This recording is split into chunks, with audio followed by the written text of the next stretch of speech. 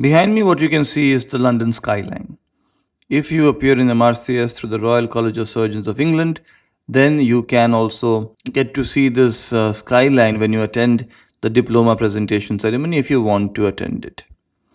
Now, I have seen several videos on YouTube where other YouTubers are exposing others. Now, one of the accusations that you can legitimately level at me is that I encourage people to appear in MRCS.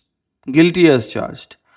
I do tell people that if you want to be a surgeon and if you are finding it difficult to become a surgeon from India by negotiating the postgraduate entrance exam landscape, then you can consider MRCS, because the preparation that is required, academic preparation that is required to pass MRCS is at par, if not slightly less, than the academic preparation that is required to do well in National Eligibility Cum Entrance Test post graduation, NEET PG. So if you're already preparing for NEET PG, you might as well can consider MRCS on the side if you are not certain or if you're not able to get the rank necessary to get a good surgical branch in a good hospital. However, there is a very important caveat, which is not just the cost of MRCS. The cost of MRCS is substantially more than NEET PG. I acknowledge that, but there's one more reason. MRCS, even if you pass the exam, it's very difficult to get a job in the UK after that. And that is true for everyone. I have been looking for a job for many months now. I've had an interview, I've had positive reviews, but I have still not got a job in the NHS. So I don't want you to appear in this exam, pass the exam, be happy about it for some months, and then slip into despair. You have to know that it is a very competitive thing to get a job in the NHS. The exam is probably the easy part. Passing the exam is perhaps the easy part. That is not the case with NEET PG.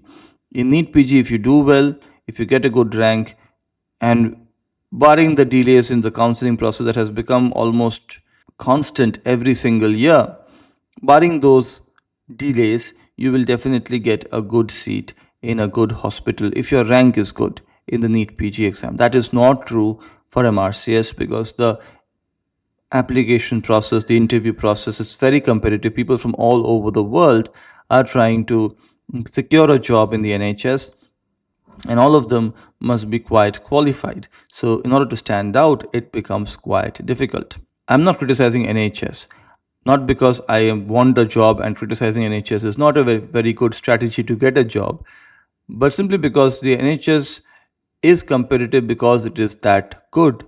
That's why people from all over the world want to work in the NHS. The analogy that I want to place before you for your kind contemplation is that if you are a very good football player, say you're the best football player in India, will you get a chance to play for the best football club in the world? Does that mean you're not a good football player? The natural question then is, if it is so difficult, if it is so competitive to get a job in the NHS, I have been waiting for more than 2 years now to get a job in the NHS, then why bother spending so much money on MRCS? Which is a very legitimate question. And my advice would be, don't. If your life is on hold, if your life is not progressing, if you don't get a job in the NHS, for example, if you're not working in India, if you're or in your home country, not just India, in your home country, if you're not working, if you're not progressing, not able to build your skills without a job in the UK, maybe you should not consider MRCS, or maybe you should be more aggressive about getting a job in the NHS, but there is only so much you can do from your side. What can you do? You can look for clinical attachments. Clinical attachments are basically opportunities for you to work in the NHS without getting paid. It's kind of like an observer. You can observe the way things work in the NHS in a particular hospital. But even getting clinical attachments is not easy. That's also a competitive process. So it depends upon your situation. Do you know people in the NHS? Do you know people who have got clinical attachments? Do you know people who can guide you about it? I am not one of those people, because I have not got any job in the NHS. I have not got any clinical attachment in the NHS. So I can't guide you on that. But yes, I have passed MRCS comfortably. both parts in my first attempt, and when I passed those parts, I felt even those tasks were extremely difficult. So I did share my knowledge about how to pass MRCS Part A and MRCS ENT OSCE, GMC registration, EPIC verification, English language proficiency test. All of that I have shared with the view to make it easy for you. But I cannot tell you how to get a job in the NHS because I have not got it. Maybe if you know somebody in the UK, maybe if you have a spouse who can emigrate to the UK, you can always go there and apply for jobs. If you're physically present in the UK while applying for jobs, I believe it it is more useful. If you are appearing in MRCS and your goal is to get a job in the UK as soon as possible, then maybe you should reconsider. There is no easier way to get a job in the UK. There is the medical training initiative, there are sponsorship pathways, there is the PLAB pathway, but all of them I feel are tougher than the Royal College membership pathway.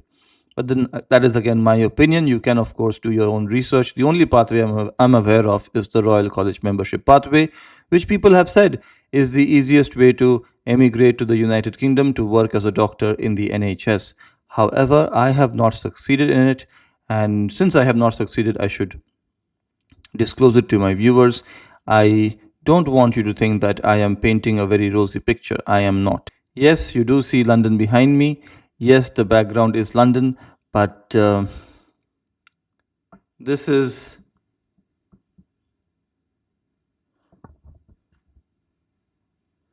just a green screen, and I wanted to disclose it to you.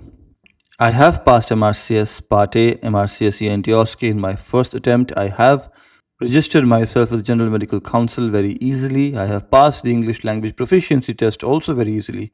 And all these steps I felt required explanation, required hand holding, required guidance. So that's why I told you everything I know about these steps. Small line that I've used to describe this YouTube channel is my journey to the UK and whatever I encounter along the way. I have been to the UK more than once, but I have not got a job in the NHS. I have tried to get a job. I have appeared in an interview. More will happen, and I will keep you updated when it does happen.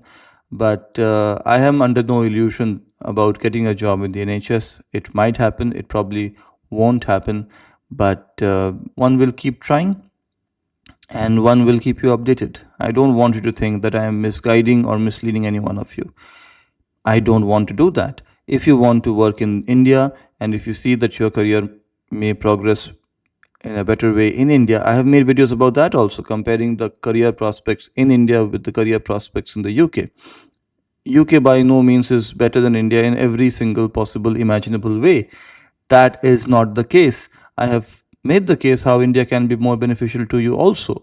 But if it all depends upon your individual circumstances, whether you want to work in India, whether you want to work in the UK, whether you want to go to the UK and then come back to India, I have said that is also possible. But if you want to go to work in the UK, and if you are harboring desires of coming back to India, do you think you are that attractive a proposition to the person hiring you to work in the NHS? Conversely, if you want to work in India and the employer in India knows that you are about to emigrate to the UK, will they hire you? Will they not want somebody who will stay with the organization for a substantial period of time and not just 6 months or a few months?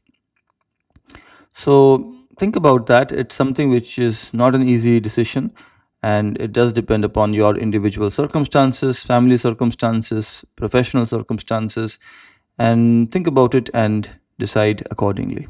Thank you for watching this video. Take care. Bye bye. And please don't forget to be awesome.